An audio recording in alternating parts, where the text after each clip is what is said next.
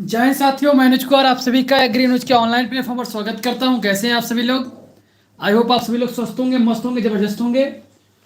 तो जैसा कि आप लोगों से मैंने वादा किया था कि आप लोगों की जो क्लासेस हैं अब दो होंगी, यानी कि शाम को आपकी 7 से 8 चलेगी वनस्पति विज्ञान, और सुबह जो है आपकी क्लास होगी एक, जिसका नाम होगा हमारा कृषि भौतिकी। तो ये टाइम टेबल आपको याद रखना है। आपका जो टाइम टेबल है उसे आप नोट डाउन कर लेना है। टाइम टेबल क्या है? देखो, सुबह सुबह अगर बात करें, सुबह 6 से 7 के बीच में कृषि कृषि भौतिकी कृषि भौतिकी चलेगी क्लास। और फिर शाम को आपका जो शाम का रहेगा, शाम 5 से 6 प्रैक्टिस सेट होगा। प्रैक्टिस सेट होगा आपका। कैसा होगा ये? प्रैक्टिस सेट होगा। किसका? प्रैक्टिस सेट होगा आपका। क्या होगा? Practice set. ये प्रैक्टिस सेट होगा आपका कब? शाम को। शाम को आपका एक प्रैक्टिस सेट होगा 11th वालों का, यूट्यूब पर। ये कहाँ पर होगा? यूट्यूब पर।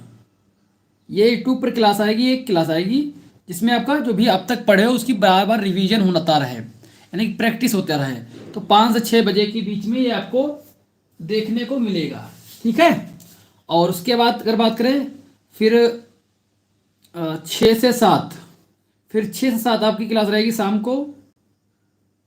सॉरी, 7 से 8, 7 से 8 क्लास रहेगी आपकी वनस्पति विज्ञान की। वनस्पति विज्ञान की क्लास रहेगी, ठीक है। तो ये आपका टाइम टेबल है। इसी टाइम टेबल से आपको पढ़ना है। इसी टाइम टेबल के हिसाब से आपको हर एक चीज़ अच्छी तरीके से कवर करनी है, ठीक है। तो ये टाइम टेबल अपना याद रखना।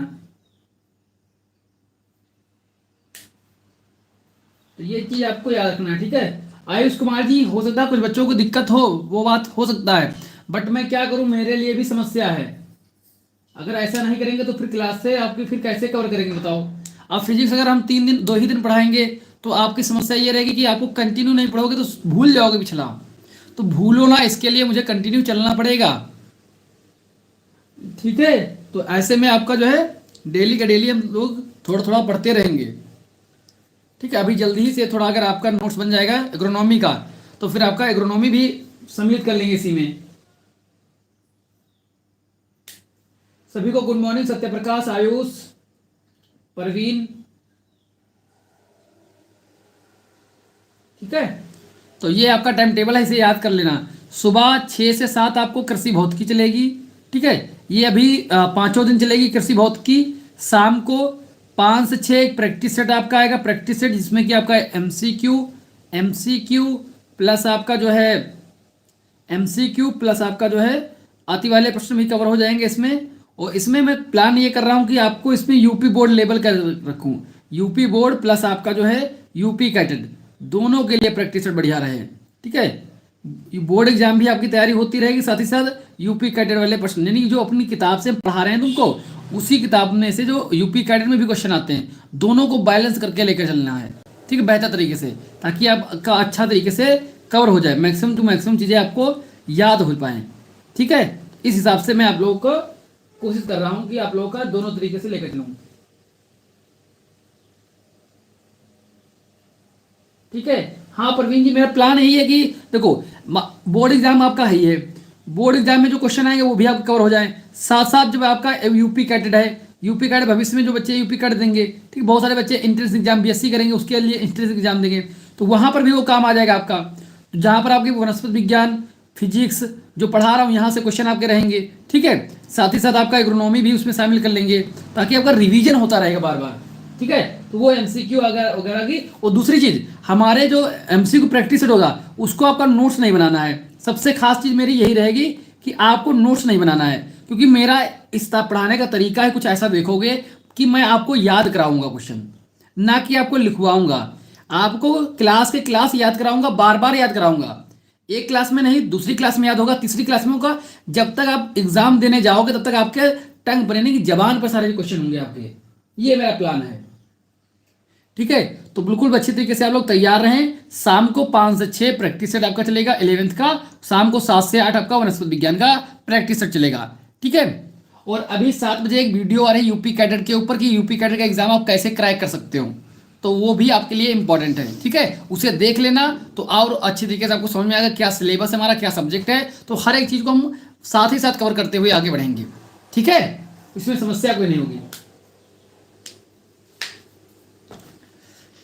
क्योंकि अगर हम लोग अभी से थोड़ा थोड़ा पढ़ेंगे ना तो कोचिंग वगैरह की जरूरत नहीं पड़ेगी, आपको कहीं कोचिंग लगाने की जरूरत नहीं पड़ेगी। आराम से इन्हीं को पढ़ते हुए हम लोग आगे बड़े आराम से कवर कर लेंगे यूपी कैडेट भी, ठीक है। तो बिल्कुल निश्चिंत रहें आप लोग। चलिए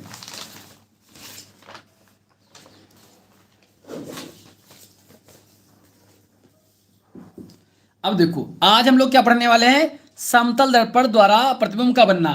इससे पहले मैंने आपको क्या पढ़ाया था, इससे पहले मैंने आपको पढ़ाया था कि जो हमारा परिवर्तन के नियम होते हैं, नियम कौन कौन से हैं परिवर्तन के, जल्दी से बोलो। नियम, परिवर्तन के नियम बताओ जल्दी से, आप लोग कमेंट करते जाओ। परिवर्तन के नियम क्या क्या होते हैं, परिवर्तन के नियम कौन कौन से, ये बताओ जल्दी से। परिवर्तन के नियम कौन कौन से हैं, जल्दी से। परिवर्तन के नियम क्या है ये बताओ।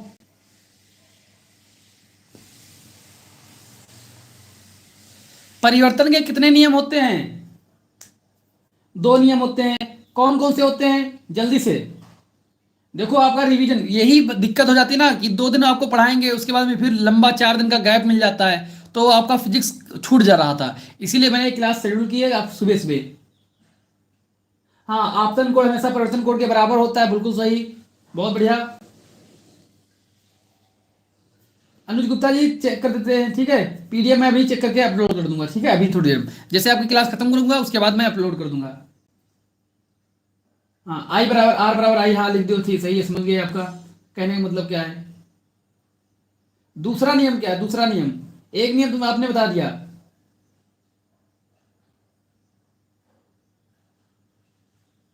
दूसरा नियम बताओ।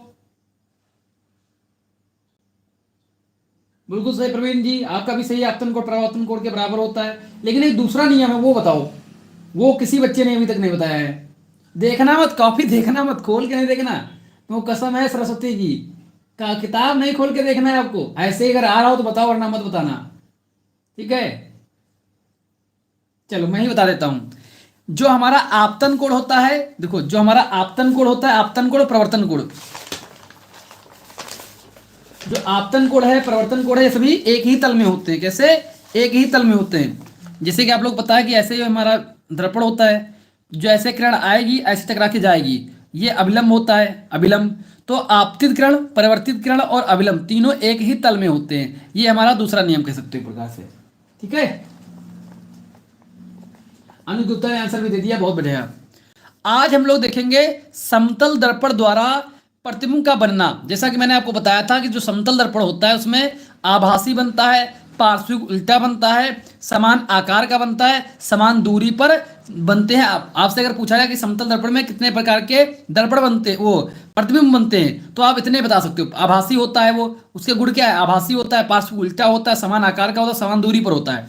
तो हम लोग अगर आपसे पूछा लिया जाए कि भैया आप सिद्ध कीजिए कि, क्वेश्चन समझो यहाँ पर, सिद्ध कीजिए कि जो समतल दर्पण द्वारा बना प्रतिबिंब समान दूरी पर होता है, ऐसे बोल सकता है।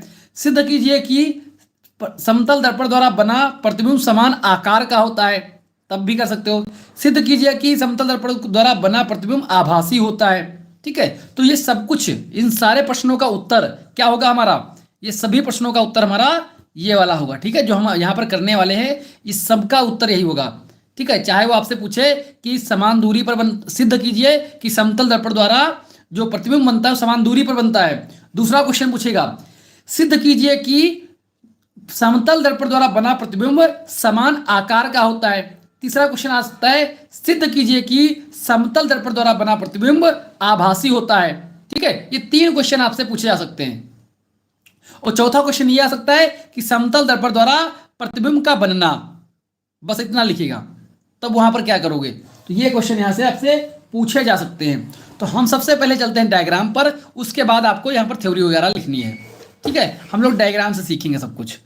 देखो डायग्राम आपको अच्छे तरीके से दिख रहा है, मैं थोड़ा इसको और जूम आउट कर देता हूँ,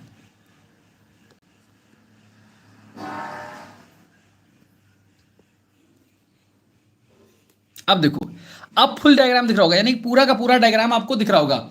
अगर ये पूरा डायग्राम आपको दिख रहा है तो इसे आप लोग कॉपी में बना लें। आप सभी लोग पेन और कॉपी उठाएं और इस डायग्राम को बना लें, क्योंकि डायग्राम बनाना इसलिए जरूरी है ताकि आपको जब आगे हम बताएंगे तो अपने पास डायग्राम होना चाहिए। ठीक है, समझने की बात करना। इतना तो आप समझते हो कि भैया एक ये वाली भूल जाओ, ये लाइन भूल जाओ, जो ब्लैक लाइन है ये भूल जाओ।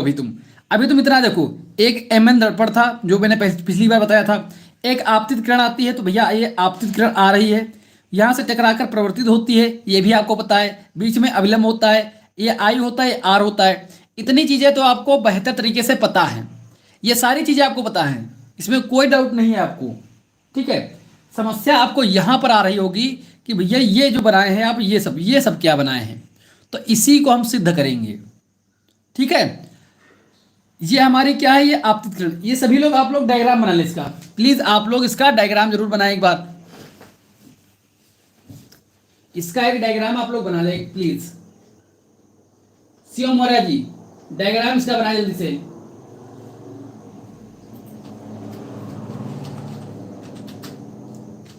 जल्दी से आप लोग उसका डायग्राम बना लें, हम भी बना लेते हैं, ताकि आगे जो है आपके पास होगा तो अच्छा रहेगा जब हम न्यूमेरिकल इसके आगे करेंगे। ठीक है, समझो, मैं भी इसका डायग्राम बना रहा हूं, आप लोग भी इसके डायग्राम बना ले, देख देख के मैं भी इसका डायग्राम बना लेता हूं ताकि आपको आगे समझा पाऊंगा। जल्दी से डायग्राम बनाएं, बेहतर बनाएं, क्योंकि डायग्राम जब बनाओगे तो यहीं सीखोगे, खुद से सीखोगे, बना बना के सीखोगे। ठीक है, यहीं पर सीखोगे।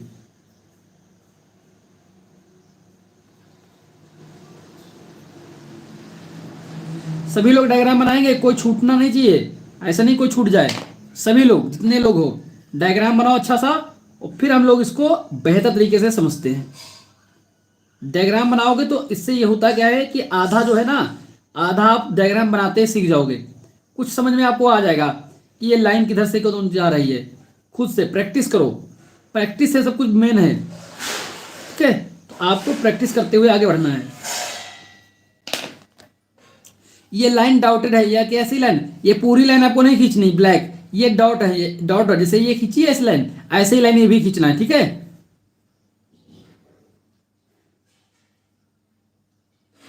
ऐसे ही लाइन आपको खींचना है। समझ में आ रहा है ना सब कुछ? बढ़िया, सभी लोग बनाएंगे डायग्राम। ये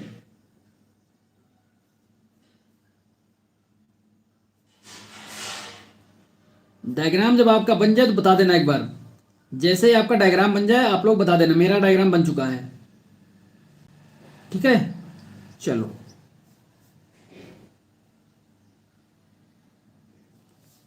बन गया डायग्राम, चलिए बढ़िया है। किसका बना है? बना लिया, बना लिया, बहुत बढ़िया, बहुत स्पीड में बना लिया यार तुम तो लोग बड़े सा होशियार निकल गए। अब देखो, मेरा भी डायग्राम बन चुका है थोड़ा सा ठीक है, मैं भी अपना डायग्राम बना चुका हूँ। अब ये डायग्राम हमारा बन चुका है, इससे समझना क्या है, ये जो हमारी ऐसी जो किरण आ रही है, कैसी किरण है, ये हमारी आपतित किरण है। आपतित किरण है कि नहीं? अगर आपने पिछला वीडियो नहीं देखा है जिसमें मैंने परिवर्तन के नियम बताए, तो आपको हो सकता है थोड़ा समझ में कम आए। ठीक है, बट मैं कोशिश कर रहा हूँ समझ में आपको आए। जो यहाँ से ये किरण आई है, ये कैसी किरण है? ये आपतित किरण है। यहाँ से दर्पण से टकराई और ये कैसे निकल गई? इधर निकल गई, जिसे हम परिवर्तित किरण कहेंगे। क्या कहेंगे? परिवर्तित किरण कहेंगे। और बीच में जो है, बीच में एक आभासी अभिलंब होता है, और अभिलंब से जो आपतित किरण और अभिलंब के बीच का जो कोण होता है, जिसे हम आपतन कोण कहते हैं, जो आई होता है। और जहां से अभिलंब और परिवर्तित किरण के बीच का जो कोण होता है, जिसे हम परावर्तन किरण के जो परावर्तन कोण कह सकते हो, आपतन कोण, परावर्तन कोण। ठीक है, परावर्तन कोण कहेंगे। अब एक जो रेखा है, वो एक जो किरण है, वो किधर से आ रही है? ऊपर से आ रही है। बिंदु जो सी है, सॉरी बिंदु जो ओ है, जो बिंदु ओ है वहां से भी एक किरण आ रही है और इस अभिलंब से पड़ती है, इस अभिलंब पर बिंदु ए पर पड़ती है। समझ में आई बात? एक किरण जो है, किरण एक है, ओ बिंदु से आती हुई प्रतीत होती है, आती है और इस पे अभिलंब पर बिंदु ए पर गिरती है। ठीक है, इस पे गिरती है। आई बात समझ में? और ये जो हम किरण की अगर नाम दें इसको, और उसी दिशा में लौट जाती है। एक तो इसी पर आती है, यहाँ से यहाँ तक आती है, और इसी दिशा में यहाँ से टकरा कर वापस लौट जाती है AC के रूप में। आई बात समझ में? आपको इतनी बात समझ में आई कि हमारा जो बिंदु O है वहां से एक किरण चली है और A से टकराई है, बाद में से टकराने के बाद उसी दिशा में AC के रूप में वापस चली गई है। ठीक है, बात यहां पर ये अब ये आती है कि भैया, बात यहां पर एक ये आती है कि अब समझो क्या है। अब यहां पर आपको दिख रहा होगा कि जो हमारा ये परिवर्तन कोण है, ये कैसा है? ये परिवर्तन कोण है। ये कैसा है? ये आपतन कोण है। अगर आप लोगों को पता हो, अगर आप लोग जानते हैं कि एकांतर कोण कुछ नाम होता है, एकांतर कोण एक क्या होता है? परिवर्तन कोण। ठीक है, ये चीज पता है आपको? नेटवर्क मेरा स्लो है, आपतन कोण परिवर्तन कोण एक ही पॉइंट पे होते हैं। ठीक है प्रवीण जी, बढ़िया है, कोई बात नहीं। ठीक है, इतना आपको समझ में आया? इतनी लाइन बताया भैया, अभी तक इतना बस बता दो आप लोग की लाइन आपको समझ में आ गई बस। अभी आगे में जब आपका निगमन करूंगा ना तब आपको समझाऊंगा अच्छे तरीके से। ठीक है, यहां तक आपको समझ में आ गया? ठीक है, आप घबराइएगा मत आप लोग। ठीक है, फिजिक्स है, आप लोग घबराइएगा मत थोड़ा सा भाई। ठीक है, क्योंकि हम लोग सीखते हुए आगे बढ़ेंगे, घबराना नहीं है। मैं थोड़ा इसको जूम आउट कर देता हूँ। जब थ्योरी पढ़ोगे तो और अच्छे तरीके से कवर होगा, लेकिन मैं यहाँ पर आपके थ्योरी पढ़ने से पहले ही, ठीक है चलो, अब आपको दिख रहा होगा अच्छी तरीके से। देखो मैंने क्या बताया, चित्र से, जो आपने चित्र बनाया है ये चित्र है, इस चित्र से कोण OBP, हमेशा एक चीज ध्यान रखना, जब आपसे कहा जाए कोण, क्या कहा गया? कोण कहा गया। कोण OBP, इसका मतलब समझते हो? इसका मतलब ये होता है जो बीच में है ना, बीच में उसका मान। जैसे कि अगर ये हम खींचते हैं ऐसे, एक A एक B एक C, तो यहां अगर लिखा जाएगा इसे क्या? कोण कोण ABC। इसका मतलब समझते हो? B वाला जो है ना, यानी कि B कोण, ये कोण जो बीच में होता है वो कोण होता है। आई बात समझ में? जो बीच में आता है वो कोण होता है। तो कोण OBP यानी कि बीच वाला अगर लिखा होगा इसके बराबर कोण ABP बराबर 90 डिग्री, तो इसका मतलब क्या है? जो बीच वाला जो है ना, बीच वाला, इसका मान 90 डिग्री है। आई बात समझ में? ये बहुत बेसिक चीजें हैं, कोई बताएगा नहीं इतना मतलब कि गहराई से आपको, कि हर एक चीज पॉइंट आपको बताता चले। ठीक है, लेकिन मैं आपको कोशिश कर रहा हूँ, समझ में आनी चाहिए हर एक चीजें। तो ये क्या कोण है? ये 90 डिग्री होता है, जो बीच में आता है उसे कोण कहते हैं। ठीक है, तो यहां पर क्या बोला? कोण OBP बराबर किसके है? बराबर किसके? कोण PBD के बराबर है, जो कि जैसे कि कोण I कोण बराबर R होता है। जैसे कि अगर बात करें कोण, हमारा कोण क्या बोला है? कोण OBP। आई बात समझ में? कोण OBP बराबर किसके होगा? कोण PBD के बराबर होगा। यानी अर्थात कहने का मतलब कोण I बराबर कोण R होता है, इसी कारण जो इसके दोनों के बीच का मान होगा वो इसके दोनों के बीच के बराबर होगा। तो वही तो कहा गया, कोण OBP बराबर कोण PBP। ठीक है, और नियम क्या लगाया है? ये नियम लगा है, परिवर्तन का नियम लगा है। ठीक है, कोण I बराबर कोण R का नियम लगा है इसमें। ठीक है, जिस कारण जो है ये भी बराबर होंगे। ठीक है, इतनी चीज समझ में आई? जल्दी से थम्स अप करो। ये चीज अगर समझ में आपको आ गई है, एक बार थम्स अप कर दो। इसके बाद अगर बात करें, एक आता है एकांतर कोण। अब एकांतर कोण क्या होता है उसको मैं आपको समझाता हूं। एकांतर कोण भैया होता है, यहां देखो, जैसे कि दो लाइनें ऐसे खींची गई हो पैरेलल, ऐसे सीधी लाइन हो, अगर इसको कोई लाइन ऐसे आ रही हो, काटती हो, ठीक है, तो ये कि जो यहाँ का कोण होता है, ये और यहाँ का कोण, इसे हम क्या बोलते हैं? इसे एकांतर कोण बोलते हैं। इसको हम क्या बोलेंगे? इसे एकांतर कोण कहते हैं। और वहीं पर अगर संगत कोण की बात करें, तो संगत कोण का मतलब होता है जैसे कि दो लाइन ऐसे खींची, दो लाइन ऐसे, एक ऐसे एक ऐसे, और ये तिरछी लाइन एक है, तो जो यहाँ का कोण होता है इसके पास का, वही कोण इसके पास का, ये दोनों आपस में बराबर होते हैं। इसी प्रकार से एकांतर कोण में जो कोण, अगर ये 90 है तो ये भी 90 होगा। एकांतर कोण आपस में बराबर होते हैं, संगत कोण आपस में बराबर होते हैं। कहने का मतलब ये है। ठीक है, तो यही नियम है कोण का नियम, ये नियम है, ये नियम लगाकर यहां पर दर्शाया गया है। आप समझो, तो मैंने आपको क्या बताया? कोण OBP, तो कोण OBP, ठीक है, कोण OBP, तो OBP, ठीक है, कोण AOB, अब कोण OAB। कहने का मतलब देखो क्या बोला, क्या बोला भैया? देखो ध्यान से, अब ये देखो, अगर इसको देखा जाए, ये एक तिरछी लाइन है, अगर ये एक सीधे, अरे भैया ये समझो ना, ये देखो अगर इसमें देखा जाए, इसको देखो ऐसे, अब ऐसे देखो इसको ऐसे, अब आपको समझ में आ रहा होगा, अब कुछ समझ में आ रहा होगा कि एक लाइन ये सीधी चली गई, एक लाइन ये सीधी चली गई, और ये कैसी, ये जो कोण है और ये कोण एकांतर कोण हुए कि नहीं हुए, जो कोण ये वाला है और ये वाला एकांतर कोण हुआ कि नहीं हुआ, यही तो मैंने आपको बता गया हूँ। जब दो सीधी लाइन जाती हैं, ऐसे सीधी लाइन जाती हैं, तिरछी लाइन आती है, तो ये वाला कोण जो होता है वो इस कोण के बराबर होता है, यही तो बात। या फिर इसको कोण कर ले लो तो ये वाला बराबर होगा आपस में कि नहीं होगा, आई बात समझ में। तो वही चीज जो है यहाँ पर आपको दिख रही होगी, तो वही लिखा गया है कि कोण ओ बी पी, कोण ओ बी पी बराबर किसके होगा, कोण ए ओ बी के बराबर होगा, ठीक है। कोण हमेशा बीच में आएगा, ठीक है, यानी इसको बराबर करना तो ये ओ बीच में आएगा, ठीक, इतना ध्यान रखना बस। तो ये एकांतर कोण से ये भी बराबर होंगे, ये बराबर तो ये भी बराबर हो गए। इसके बाद क्या आता है, इसके बाद आता है भैया कोण पी बी डी।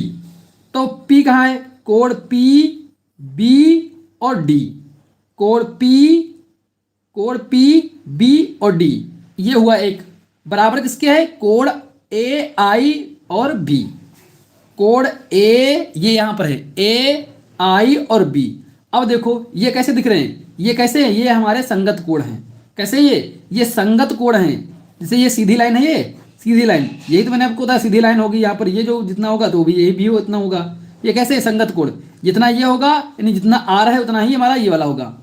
ये एक सीधी लाइन है, ये एक सीधी लाइन, और इस पर जो एक कोण है, इस पर जो कोण है बराबर होंगे, कहने का मतलब ये है यहाँ पर, ठीक है। तो यहाँ पर भैया ये भी हमारे बराबर हो गए, ठीक है। तो ये इसलिए हमारा जो ये वाला है, ये वाले आपस में संगत कोण है, इसलिए ये भी बराबर हो जाएगा।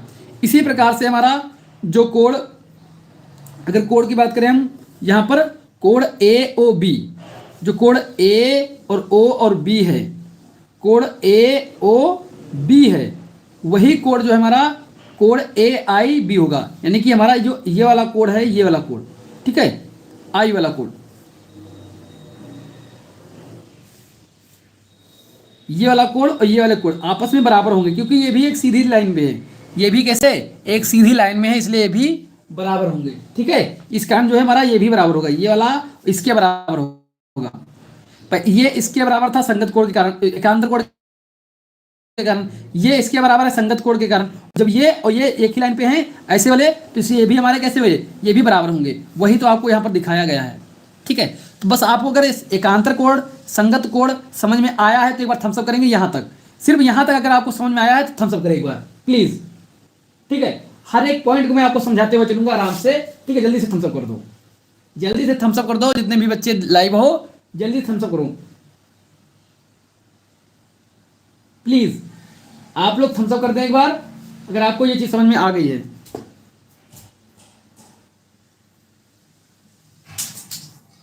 चलिए ठीक है आयुष, हाँ बढ़िया, ठीक ठीक है, ठीक। अब देखो आगे, देखो क्या बोला, आगे बोला भैया त्रिभुज ए ओ बी तथा ए आई बी में, अब देखो त्रिभुज क्या बोला, त्रिभुज ए ओ बी, अपना डायग्राम देखते जाना, अपना डायग्राम भी देखते जाना आप लोग, ठीक है। ए कोण ए ओ और बी, जो कोण ए ओ बी है वो किसके बराबर होगा, कोण ए आई बी के बराबर होगा, ठीक है, यही तो बोला है। इसमें ये दोनों आपस में बराबर हैं, तो इसको हम क्या कह सकते हैं, इसको हम क्या बोल सकते हैं, यही तो देखो, इसको आप देखो कोण ओ ए बी, कोण ओ ए बी बराबर किसके है, कोण आई ए बी, कोण आई ए और बी इसके बराबर हैं, यानी कि ये कोण आपस में बराबर हैं, ये पूरा 90, ये पूरा 90, ये दोनों आपस में बराबर हैं 90 भाई देखो, ये भी 90 डिग्री, ये भी 90 डिग्री, तो बराबर हुए कि नहीं हुए, ठीक है। भुजा ए बी उभयनिष्ठ है, देखो भुजा ए बी दोनों में, देखो इसमें बात ये है ना कि बराबर क्यों है, क्योंकि ये जो ए वाली है, ये पॉइंट ए, ये बी, ये इसमें भी कॉमन है, ये भी इसमें भी कॉमन है, तो जिनकी भुजाएं आपस में कॉमन होती हैं ऐसे कर लो, जैसे ये ऐसे है, ये ऐसे है, यही तो बात है यहाँ पर। अरे कुछ ऐसा दिख रहा है आपको, अब दिख रहा होगा आंसर। अब देखो ये भुजा यहाँ से यहाँ तक कॉमन है दोनों में, तो ये दोनों आपस में बराबर होते हैं, और दोनों पर 90 डिग्री है, तो जैसे कि अगर कोई चीज़ ऐसे है उसको पलटोगे तो बराबर आएगा ना, तो वही चीज़ है, तो आपस में बराबर होंगे। क्यों बराबर हैं? क्योंकि इनकी भुजा कॉमन होती है, जिनकी भुजा कॉमन होती है वो दोनों आपस में बराबर होते हैं। ठीक है, चलिए अब देखो, यही तो यहाँ पर कॉन्सेप्ट बताया, भुजा ए बी उभयनिष्ठ है, अतः ओ ए बराबर आई ओ ए, यानी कि इस कारण जो है हमारा ए आई भी बराबर होगा ए ओ के बराबर। ठीक है, इसी कारण जो हमारा ए आई है वो ए ओ के बराबर होगा। ठीक है, क्यों बराबर होगा? क्योंकि इसकी ए बी भुजा उभयनिष्ठ है, इस कारण। ठीक है, तो यहां पर क्या लिखा हुआ है? यहां पर लिखा क्या हुआ है कि सिद्ध होता है कि समतल दर्पण में वस्तु तथा प्रतिबिंब की दर्पण की दूरी बराबर होती है, यानी कि जितनी दूरी वस्तु है, वस्तु यहाँ है मान लो, तो उतनी ही दूर पर यहाँ पर प्रतिबिंब होगा। जितना बड़ा ये प्रतिबिंब है, वस्तु है, उतना बड़ी जो है ये क्या होगी, उतनी बड़ी ये क्या होगी, प्रतिबिंब होगी। ठीक है, और यहाँ पर डॉट डॉट ये है क्या, डॉट डॉट, इसका मतलब क्या है, ये आभासी है। जहाँ पर डॉट डॉट आता है इसका मतलब ये क्या है, ये आभासी है, इसे आप पर्दा पर प्राप्त नहीं कर सकते हैं। ठीक है, ठीक है, हाँ थोड़ा सा हो सकता है आपको समझ में कम आया होगा। एक्चुअली क्या है ना, ये डायग्राम वाला है ना, तो थोड़ा से अगर बोर्ड पे होता तो ज़्यादा अच्छी तरीके से और अच्छा तरीके से समझा पाता मैं। ठीक है, क्योंकि यहाँ पर बार बार तुमको उसको ढकना पड़ता है। ठीक है, दिखाने के लिए, बट कोई ना, आप लोग अगर थोड़ा सा अगर समझने की कोशिश करोगे, 2 बार देख लेना वीडियो, एक बार और देख लेना। ठीक है, अगर समझ में आपको ना आए तो प्लीज़ एक बार और देख लेना, तो आपको और अच्छे तरीके से क्लियर होगा ये। ठीक है, बस इसमें है कुछ नहीं, बस आपको एकांतर कोण मैंने समझा दिया है, संगत कोण क्या होता है ये अगर आपको समझ में आ गया है तो बस एक बार छोटी सी कोशिश करना, बस आपको समझ में आ जाएगी। बाकी जो मैंने यहाँ पर थ्योरी लिखी है, वो थ्योरी जो मैंने आपको बताई है ना, वही थ्योरी यहाँ पर लिखी हुई है। जितनी थ्योरी मैंने बताई है वही आपकी थ्योरी यहाँ पर लिखी हुई है, सिंपल वही। ठीक है, जितना मैंने आपको बताया है, बोला है, वही चीज़ मैंने यहाँ पर थ्योरी में लिखा है। ठीक है, आपको बस समझाने का काम इतना था, आपको बस समझाने का काम इतना था कि ये आपको इतना समझाऊं। ठीक है, इसी से आपको अगर काम अगर समझ गए एकांतर कोण क्या है, संगत कोण क्या है, तो बाकी आगे कुछ है ही नहीं। ठीक है, तो ये पूरा जो टॉपिक एक ही खत्म करेंगे, आज इतना खत्म कर लिए हैं। ठीक है, वो कल फिर आगे खत्म करेंगे एक दूसरा टॉपिक इसी के संबंधित। अब एक क्या आया था कि पार्श्व क्या होता है, पार्श्व प्रतिलोमन, पार्श्व प्रतिलोमन क्या होता है। ठीक है, यही तो था उसमें कि पार्श्व उल्टा होता है। ठीक है, तो यहाँ देखो, प्रतिबिंब में इस प्रकार पार्श्व बदलने से बदल जाने की क्रिया को पार्श्व प्रतिलोमन कहते हैं। अर्थात अगर आप समतल दर्पण देखोगे, अगर ऐसे समतल दर्पण रखा है, इधर एक समतल दर्पण रखा है, अगर इधर लिखोगे कुछ भी, ठीक है, कोई ये रीजनिंग का क्वेश्चन, ये एक्चुअली में क्या है, रीजनिंग में भी आता है। ये ऐसे प्रश्न रीजनिंग में आते हैं कि इसका जो है वो दर्पण प्रतिबिंब क्या होगा, ऐसे क्वेश्चन रीजनिंग में बहुत आते हैं। इसका दर्पण प्रतिबिंब क्या बनेगा, जैसे ये पिंक है तो ये पिंक जो है ऐसे बदल जाएगा, ये एन ऐसे बदल जाएगा, आई ऐसा हो जाएगा, पी ऐसा है तो पी कुछ ऐसा दिखेगा। जो जितनी, एक चीज ध्यान रखना, जो जितनी नजदीक होगा दर्पण के वो उतना नजदीक दिखेगा। यानी के देखो यहाँ पर नजदीक है दर्पण के, तो यहाँ पर के इसके नजदीक है, एन इसके नजदीक है, उसकी ये भी एन भी इसके नजदीक है, और पी सबसे दूर में है तो यहाँ पर भी पी दूर में बनेगा। बस ये कॉमन याद रखना बस। ठीक है, ये इतना आपको ध्यान रखना है। इसे बोलते हैं हम पार्श्व प्रतिलोमन, या फिर जो उल्टा बनता है ना उसे कह सकते हो, एक प्रकार से उल्टा प्रतिबिंब बनता है। ठीक है, और कल हम लोग देखेंगे एक बहुत इंपॉर्टेंट टॉपिक रहेगा हम लोगों का, जो निगमन आता है, सिद्ध कीजिए कि अपना पूर्ण प्रतिबिंब देखने के लिए समतल दर्पण की लंबाई व्यक्ति की लंबाई की आधी होती। बहुत बार क्वेश्चन आया है, 6 नंबर में दबा के क्वेश्चन आया है। मनुष्य को अपना पूरा प्रतिबिंब देखने के लिए समतल दर्पण की आवश्यक ऊंचाई क्या होगी। कई प्रकार से क्वेश्चन आ सकते हैं, तो मैंने दोनों यहाँ पर लिख दिए हैं। ठीक है, और कल हम लोग इसका निगमन करेंगे, और फिजिक्स को आप लोग प्लीज़ एक बार जरूर ध्यान रखना, फिजिक्स को कई बार आप लोग को दोबारा देखना पड़ेगा। एक बार ना समझ आए, 2 बार ना समझ आए, 3 बार ना समझ आए, इसको बार बार देखिएगा, तब अच्छी तरीके से आपको समझ में आ जाएगा। ठीक है, बाकी नोट्स आपको बना लेना है ऐसे ही, ज़्यादा इसमें कुछ है नहीं, बेसिक चीज़ें हैं, सभी आपको समझ में आएगा। बस एक बार थोड़ा समझने की कोशिश करिएगा बस। ठीक है, तो थैंक यू सो मच सभी का, love you all, take care. और अभी एक 7 बजे वीडियो आएगी, सभी लोग जरूर देखना प्लीज़, सभी लोग देखना एक बार।